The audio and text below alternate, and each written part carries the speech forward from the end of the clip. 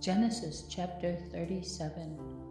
And Jacob dwelt in the land wherein his father was a stranger, in the land of Canaan. These are the generations of Jacob. Joseph, being 17 years old, was feeding the flock with his brothers, and the boy was with the sons of Bilhah, and with the sons of Zilpah, his father's wives. And Joseph brought unto his father their evil report. Now Israel loved Joseph more than all of his children, because he was the son of his old age, and he made him a coat of many colors. And when his brothers saw that their father loved him more than all of his brothers, they hated him and could not speak peaceably about him. And Joseph dreamed a dream, and he told it to his brothers, and they hated him yet even more. And he said unto them, Hear, I pray you, this dream which I have dreamed. For behold, we were binding sheaves in the field, and lo, my sheaf arose, and also stood upright. And behold, your sheaves stood round about, and made obeisance to my sheaf. And his brothers said to him, Shall you indeed reign over us, or shall you indeed have dominion over us? And they hated him yet the more for his dreams and for his words.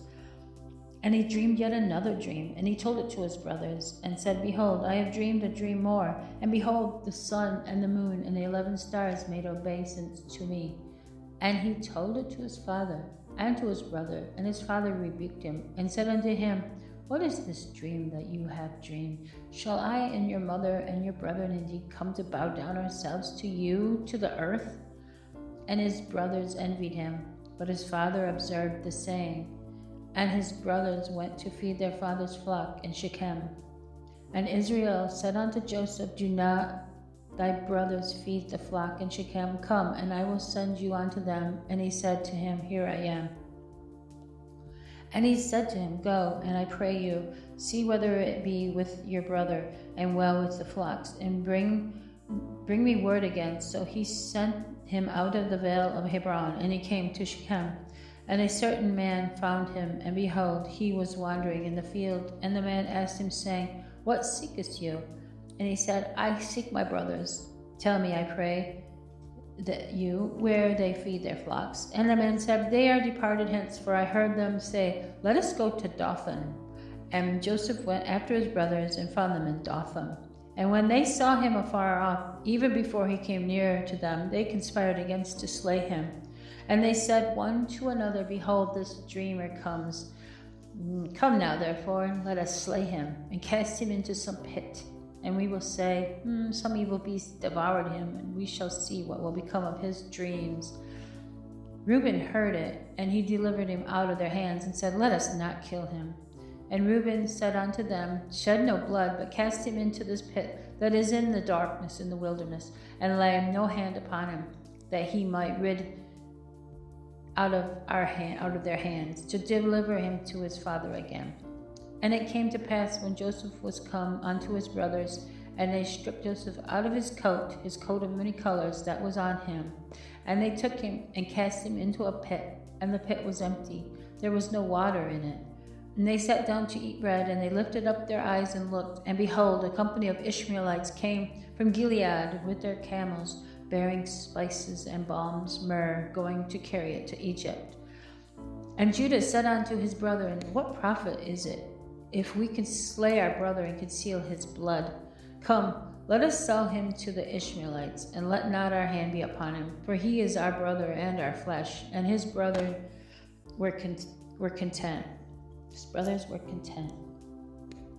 Then there passed by Midianites, the merchantmen, and they drew and lifted up Joseph out of the pit, and sold Joseph to the Ishmaelites for 20 pieces of silver, and they brought Joseph into Egypt.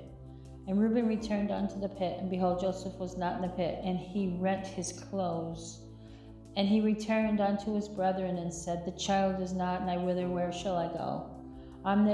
They took Joseph's coat, they killed a kid of goats, a baby goat, and dipped the coat in the blood. And then they sent the coat of this many color, and they brought it to the father, and said, This we have found, and know now whether it be thy son's coat or no. And he knew it, and said, It is my son's coat. And the evil beast hath devoured him. Joseph is without doubt rent into pieces. And Jacob rent his clothes, put sackcloth on his loins, and mourned for his son for many days. And all his sons and all his daughters rose up to comfort him, but he refused to be comforted. And he said, "For I will go down into the grave until my son mourns." Thus, Father, he was weeping and crying for him. And the Midianites sold him into Egypt, unto Potiphar, an officer of Pharaoh's, and the captain of the guards. Genesis chapter 38. And it came to pass at that time that Judah went down from his brothers and turned into a certain Adulamite, whose name was Hira. And Judah saw there a daughter of a certain Canaanite, whose name was Shua. And he took her and went in unto her. And she conceived and bare a son, and he called his name And she conceived again and bore a son, and she called his name Onan. And she yet again conceived and bare a son, and called his name Shelah. And he was at Shezib when she bare him. And Judah took a wife for her his firstborn, whose name was Tamar. And Judah's firstborn, was wicked in the sight of the Lord, and the Lord slew him. And Judah said unto Onan, "Go in unto your brother's wife, and marry her, and raise up seed to your brother." And Onan knew that the seed should not be his. And it came to pass, when he went in unto his brother's wife, that he spilled it onto the ground, lest that he should give seed to his brother. And the thing which he did displeased the Lord, wherefore he slew him also. Then said Judah to Tamar, his daughter-in-law, "Remain a widow at your father's house till Shelah my son be grown." For he said, lest peradventure he die also, as his brother did. And Tamar went and dwelt in her father's house. And in process of time, the daughter of Shua, Judah's wife, died. And Judah was comforted, and went up into his sheep shearers to Timnah, he and his friend Hira the Adulamite. And it was told Tamar, saying, "Behold, your father-in-law goeth up to Timnah to shear his sheep." And she put her widow's garments off from her, and covered her with a veil, and wrapped herself, and sat in an open place, which is by the way to Timnath. For she saw that Shelah was grown, and she was not given unto him to wife. When Judah saw her, he thought her to be a harlot, because she had covered her face. And he turned unto her by the way, and said, "Go to, I pray thee, let me come unto you," for he knew not that she was his daughter-in-law. And she said, "What wilt thou give me, that thou mayest come in unto me?" And he said, "I will send you a kid from the flock." And she said, "Wilt thou give me a pledge till thou send it?"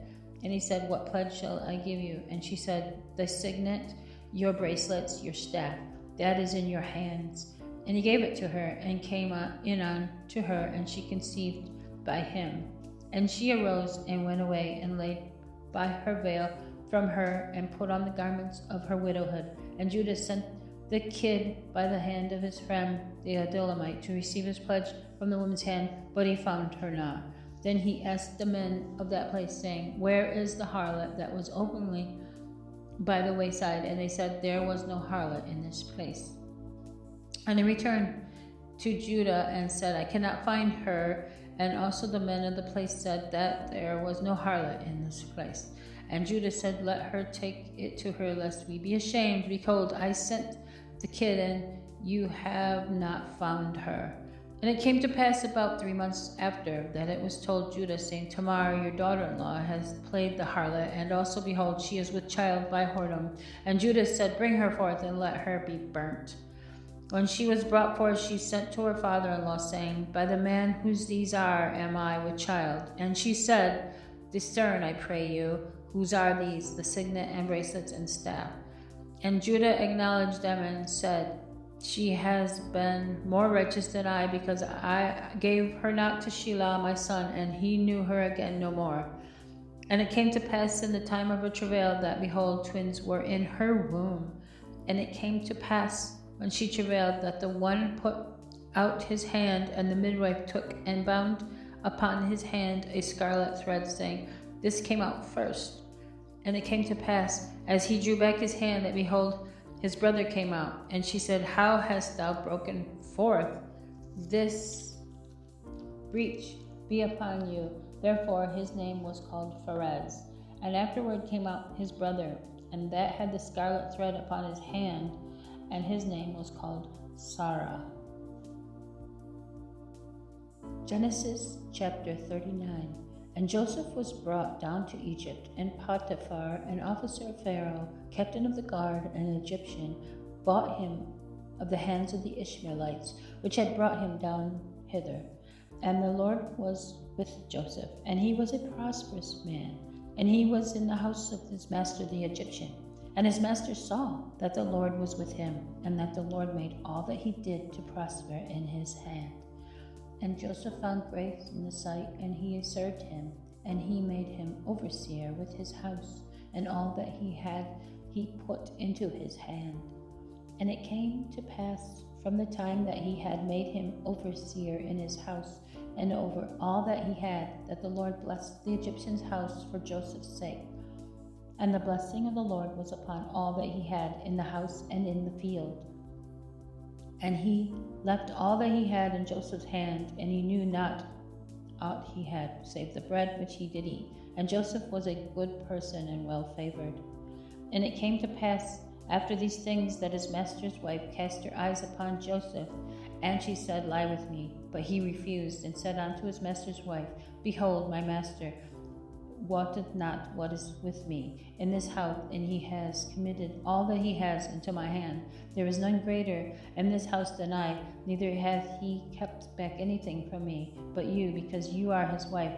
How then can I do this great wickedness and sin against God? And it came to pass, as she spoke to Joseph day by day, that he hearkened not unto her to lie by her or to be with her. And it came to pass about this time that Joseph went into the house to do his business, and there was none of the men of the house with him therein. And she caught him by his garment, saying, Lie with me. And he left his garment in her hand, and fled, and ran, and got out. And it came to pass, when she saw that he had left his garment in her hand, and was fled forth, that she called unto the men of her house, and spoke unto them, saying, He has brought in a Hebrew unto us to mock us. He came unto lie with me, and I cried out with a loud voice. And it came to pass, when he heard that I lifted up my voice and cried, that he left his garment with me, and fled, and got him out. And she laid up his garment by her until his Lord came home. And she spoke unto him according to these words, saying, The Hebrew servant which you have brought unto us came in and mocked me. And it came to pass, as I lifted up my voice and cried, that he left his garment with me, and he fled and ran out. And it came to pass, when his master heard these words of his wife, which she spoke unto him, saying, After this manner did your servant to me, that his anger was kindled. And Joseph's master took him and put him into prison, a place where the king's prisoners were bound, and he was there in prison. But the Lord was with Joseph, and showed him mercy, and gave him favor in the sight of the keepers of the prison. And the keeper of the prison committed to Joseph's hand all of the prisoners that were in the prison, and whatsoever they did there, he was the doer of it. The keeper of the prison looked not to anything that was under his hand, because the Lord was with him, and that which he did, the Lord made it to prosper.